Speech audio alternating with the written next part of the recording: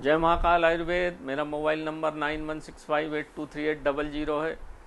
मैंने जो पहली वीडियो डाली कि महिलाएं क्यों तंत्र मंत्र से परेशान हैं, इसके संबंध में डाली है, उसको देखिए आप लोग और उसका लाभ उठाइए। फिर मैं से आपसे निवेदन करूंगा कि मेरे वीडियो को सब्सक्राइब करिए और बेल आइकन जरूर डालिए। तो मैं सावन भर ऐसे ऐसे वीडियो डालूंगा कि आप उसका लाभ उठाकर जीवन भर में जो परेशानियां हो रही हैं उनसे आप अच्छा लाभ उठा पाएंगे, क्योंकि ऐसे वीडियो गुरुजी की कृपा से ही बनते। मेरा इसमें कोई योगदान नहीं है। मैंने जो कुछ उनसे सीखा है, जो बड़े बड़े महात्मा हैं और आजकल के जैसे नहीं है, वो बड़े सिद्ध पुरुष लोगों से जो कुछ मिला है वो बांट रहा हूँ। तो इसको देखिए, सब्सक्राइब करिए और सबको बताइए ताकि ये पुण्य का काम पूरे भारतवर्ष में लोगों तक पहुँच पाए। यही मेरा उद्देश्य है। अब मैं आपको बताता हूँ कि आपके घर में या आपके परिवार में जिसको भी नकारात्मक ऊर्जाओं ने घेरा हुआ है, समझ में आता नहीं और आप परेशान होते रहते हो, तो इस ऊर्जा को ख़त्म कैसे किया जाए? बड़ा सरल उपाय है। देखिए, पूरी दुनिया में 75% पानी है और बाकी समुद्र है। वही समुद्र जो पानी है उसमें नमक घुला हुआ है। नमक क्यों घुला हुआ है? आपके शरीर में भी जो पानी है 75% और उसमें नमक घुला हुआ है। माताओं बहनों के गर्भ में जो बच्चा तैरता है पानी में, जिस पानी में वो तैरता है उसमें 75% पानी और नमक की मात्रा उतनी ही होती है जितनी आपके शरीर में और जितनी समुद्र में। ये वैज्ञानिक तौर पर सिद्ध हो चुका है।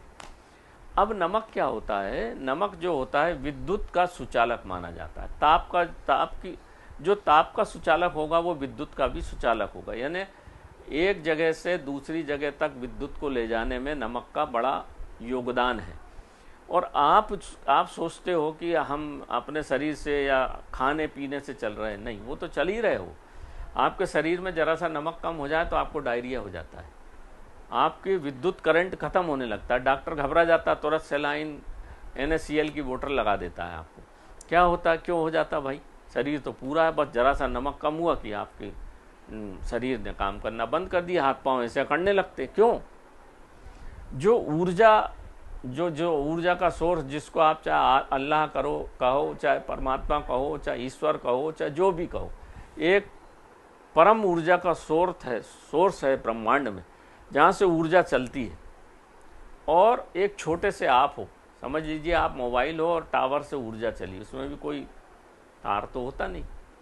बाकी विद्युत में तार होता है, आपने बटन दबाई, कनेक्शन हो गया, विद्युत जल गई, बल्ब जल गया।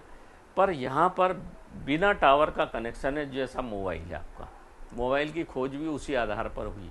और जो निकोलस टेस्ला जो करने वाला था, बिना केबल के पूरी दुनिया में विद्युत पहुँचाने वाला था, वो भी गीता पढ़ता था। उसका बेसिक प्रिंसिपल यही था कि जो परम ऊर्जा मनुष्य के शरीर में ऊर्जा आती है वो नमक के कारण यहाँ से प्रविष्ट होती है और आप उसी से चलते हो। नमक कम हुआ कि ऊर्जा आना बंद हुई और आप करंट की लाइन खत्म हुई, आपके शरीर से पूरा नमक निकाल दे, आप मर जाओगे तुरंत, क्योंकि विद्युत आपके पूरे शरीर में पहुँचेगी ही नहीं। और आपका खून खारा होता, देखना कि कोई भी जंतु का खून खारा होता है, उसमें नमक की मात्रा होती। क्यों? कि वो नमक ही विद्युत ऊर्जा को आपके पूरे शरीर में ले जाता है, तब आप जीवित रहते हो। और माताओं के बहनों के गर्भ में जो गर्भाशय में जो पानी होता है ना, जब आत्मा का 7वें महीने में प्रविष्ट होता है, आत्मा प्रविष्ट होती, नमक नहीं रहे तो वो विद्युत ऊर्जा, सोल, जिसको आप आत्मा कहते हो, सकारात्मक ऊर्जा कहते हो, वो प्रविष्ट ही नहीं करा सकते।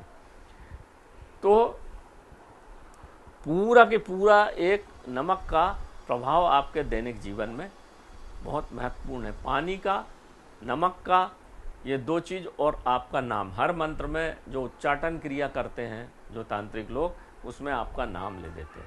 नाम एक आपके स्वरूप को दर्शाता है। आपका जहाँ नाम लिया था आप फट से पलट के दे दिए, तो वो भी एक विद्युत करंट का काम आपके दैनिक जीवन में करता है। तो नाम, पानी और नमक, ये 3 चीज़ हैं। अब आप इसको कैसे अपने दैनिक जीवन में उपयोग करें? तो एक लीजिए कांच का गिलास, एक कांच का गिलास रखिए, उसमें थोड़ा सा फिटकरी भी आपके जीवन को बहुत महत्वपूर्ण चीज़ें बताना भूल गया था।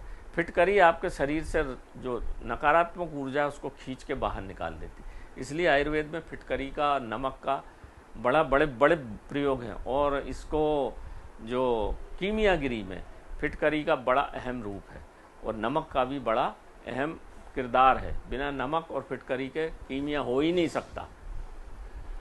तो आप एक पात्र लीजिए, कांच का पात्र, उसमें एक टुकड़ा फिटकरी का डाल दीजिए।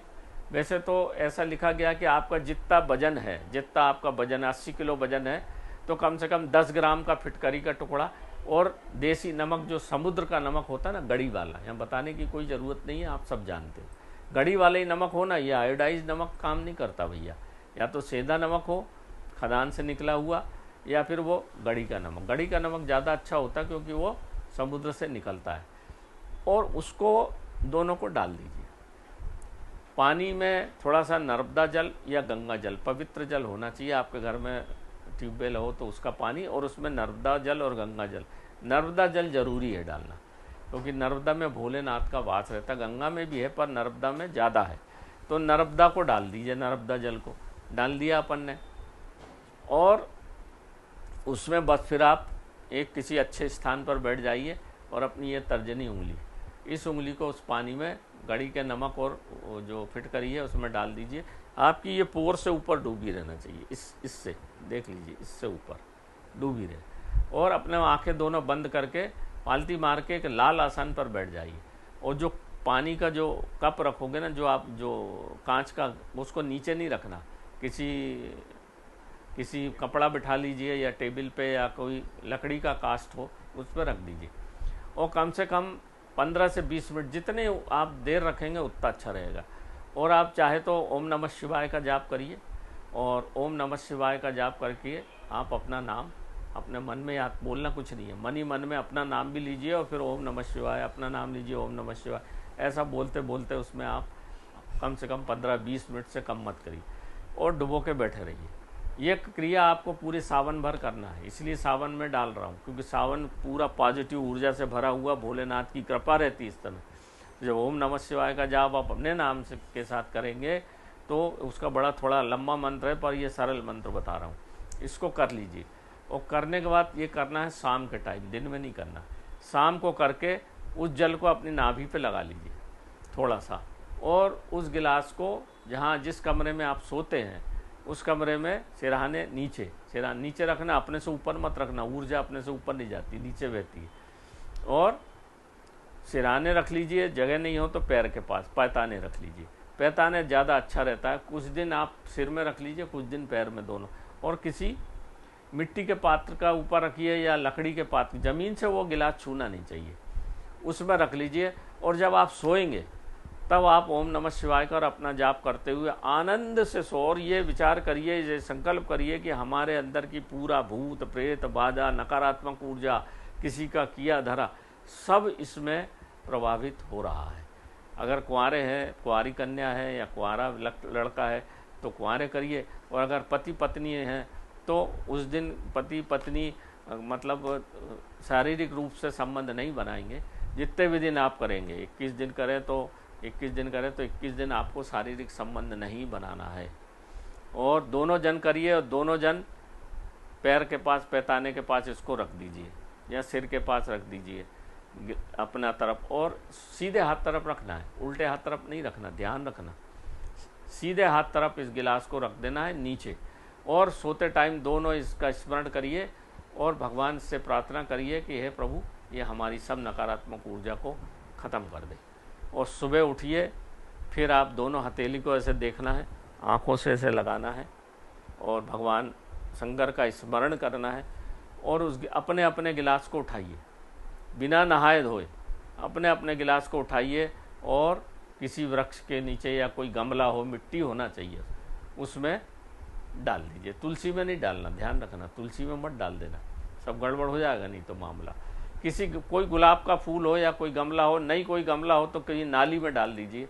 घर के अंदर मत डालना, घर के अंदर की नाली में डाला तो सब उपद्रव रहे। घर के बाहर होना चाहिए, और नाली में फेंक दीजिए चुपचाप, या तिरस्ता या चौरस्ता, वहाँ कहीं भी फेंक दीजिए, कोई मतलब नहीं। क्योंकि तिगड्डे या चौगड्डे में जो देवी होती है वो इन्हीं सब चीज़ों की देवी होती है, नकारात्मक ऊर्जा को अपने में ले लेती है। तो उसको चुपचाप जाके अलग अलग फेंक के आ जाइए। बस इतना काम करिए आप, ये पूरा सावन कर लीजिए। आप देखिए आपको 7 दिन 21 जैसी आपको ऊपर जादू टोना किया है, कम किया है तो 7 दिन में फ़ायदा हो जाएगा, ज़्यादा है तो 21 दिन में। ज़्यादा भटकने की ज़रूरत ही नहीं। फिर नहा धो के भगवान के शंकर के पास एक दीपक जलाना है सरसों के तेल का, थोड़ी पीली सरसों उसमें डालना है, थोड़ा सा कपूर डालना है बस। और महेश्वर धूप हमसे मंगा लीजिए या कहीं से ले लीजिए, उसमें धूप दीप देकर दोनों पति पत्नी हाथ जोड़ लीजिए। शाम को तिल का तेल का दीपक जलाइए, थोड़ी सी पीली सरसों और कपूर, देसी, उसको भीमसेनी कपूर बोलते हैं, इसको जला दीजिए।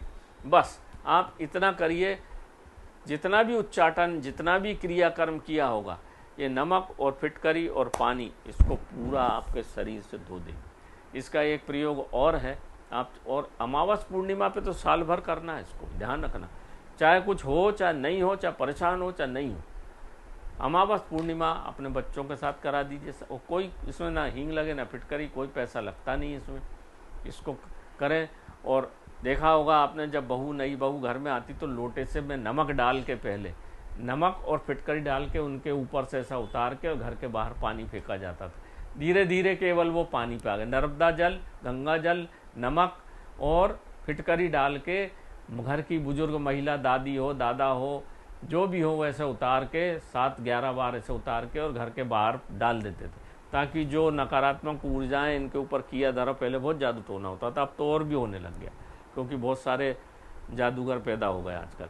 तो वो घर में सब नकारात्मक ऊर्जा वहीं रख जाए। घर में जो महिलाएं खड़ी होती है ना, वो जब शादी होती बंधनवार, तो 2 मटके लेके क्यों खड़ी होती? पहले मटकी के मटके थे, फिर सोने चांदी के, फिर अब पीतल के आ गए, और अब तो स्टील के आ गए, और अब खाली है। खाली नहीं होते थे पहले, उसमें पानी भरा जाता था, नमक डाला जाता था, फिर खड़े किए जाते थे कि कुछ भी नकारात्मक ऊर्जा बारात के मंडप तक ना पहुँचे। ये पुरानी चीज़ें सब हम भूल गए, इसीलिए सब परेशान हो रहे हैं, और कोई कारण नहीं है। घर में जो खम्भ गढ़ता था वो काय का गढ़ता था? पलास का, कि कोई जादू टोना पलास के पेड़ के पास नहीं पहुंचती। इसलिए हम पारद गुटका, चाहे पारद शिवलिंग, चाहे दाबीज, चाहे जो भी बनाएंगे उसमें सफ़ेद पलास का अंश डालेंगे ही, क्योंकि पलास भूत प्रेत को आ ही नहीं सकता, ब्रह्म के पास कुछ आ ही नहीं सकता। समझ गए मेरी बात को? तो ये ज़रूर करिए। कई लोग फिर घर में अगर है तो अमावस पूर्णिमा में थोड़ा सा लोटा हिला के, लोटे के ऊपर ये सब चीज़ें डाल के शाम के टाइम जल जरूर बाहर फेंक देना चाहिए। इतना करिए मेरे मित्रों, आप बहुत सारी परेशानियों से मुक्त हो जाएंगे। हजारों की भीड़ लगती है, मैं किसी बाबा का कोई दुश्मन नहीं हूँ, पर जो मेरे को मेरे बाबा ने बताया है, जो जिनकी कृपा से, भोलेनाथ की कृपा से जंगलों में भटक भटक के जो कुछ मैंने सीखा है, वो आपको प्रसाद दे रहा हूँ। आपकी इच्छा है भैया, आप मानो तो सब कुछ है, और नहीं मानो तो आपको भी मैं नमस्कार करता हूँ। आपके अंदर बैठे भगवान को मैं प्रणाम करता हूँ। अपनी बात को यहीं विराम देता हूँ। जय महाकाल आयुर्वेद, जय भोलेनाथ, जय भोले शंकर।